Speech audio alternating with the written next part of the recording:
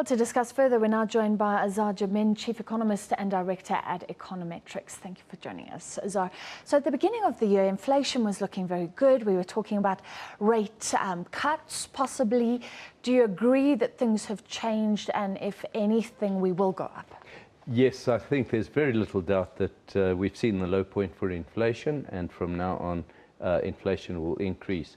And there have been three main developments that have contributed to this.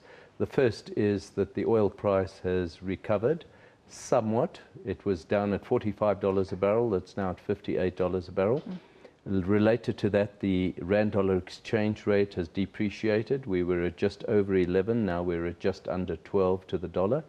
And on top of that, unfortunately, beyond our control, rains have not come in February, and there's a shortage of maize, and as a result maize prices have rocketed by about 30%.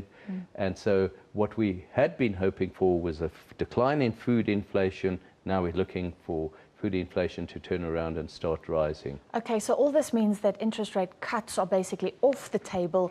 We're looking at a hike when? Now, that's the interesting thing, and there's uncertainty.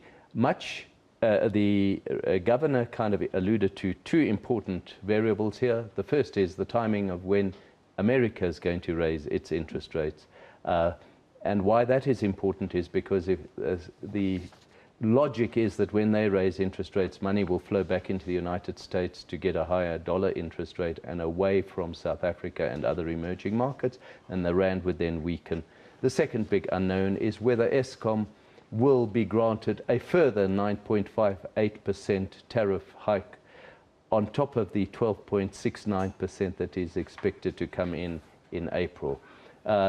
Previously, we had been working on a 12.69% tariff increase for the coming year. Now it's possible that we may have to work on the basis of a 22.27% tariff. Eskom has been in the news lately. We're following it every day, but I think a lot of people haven't realized that this hike is about to kick in.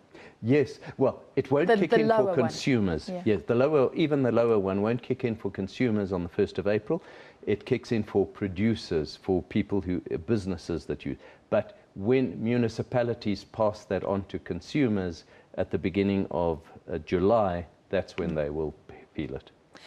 Isn't this so complicated? Because now the US may not raise rates as early as June. That was the expectation, then a change. There's deflation in some parts of the world, our trading partners.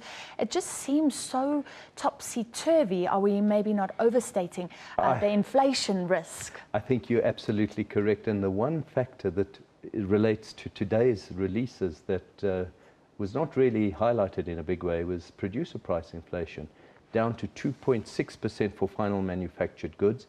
And if you look at things like mining inflation for PPI, minus 5%, intermediate goods inflation for PPI, just over 1%, it's going to take quite a lot to actually push inflation up to levels that breach the inflation target. There's a lot of downward momentum still in the system.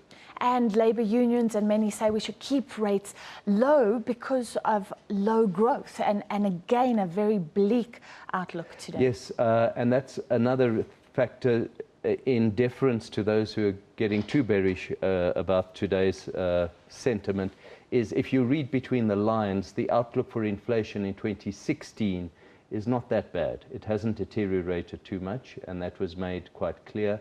And in particular, even though he forecasts a breach of the inflation target in the first quarter of next year, he suggested that won't last very long. And the core inflation rate, excluding food, fuel, and electricity, has remained virtually unchanged. Okay, so we're still not sure when this hike will come, but possibly this year. He also seems to, like John Marcus, emphasize that monetary policy can only do so much. She used to speak about the structural problems in this economy, the lack of electricity infrastructure, maybe labour regulation if you ask business. Some say she was frustrated because nobody was hearing that. What do you sense from what he's saying? Is he also pushing that agenda to officials? He didn't push it today, but that doesn't mean to say he doesn't recognise it. As economists, we have been having, ever since Jill Marcus became governor, a lot of interaction with the hierarchy of the Reserve Bank, and they are adamant that there is a limit to what monetary policy can do. And but he didn't mention those structural weaknesses today, but they are clearly huge factors, and there's no point. You're not going to create more employment by cutting interest rates or not increasing interest rates. The risk is that in the long term, you will destroy employment possibilities. With regard to the labour unions, yes, we are scared of higher wage increases, but I would not necessarily infer that the inflation will rise if those wage increases are given, because we've seen the data, the evidence, all it leads to is less employment rather than more inflation. Businesses cut back. And in fact, government itself might now start cutting back if it is forced into agreeing to higher than planned wage increases. It's so sad. Just finally, do you notice any change in the rhetoric since the change from Jill Marcus to Lesetja Kganyago? If anything, I think Lesetja is a little more frenetic about the need to pursue a strict monetary policy than Jill Marcus was. I think he is, if one might use the term, even more hawkish.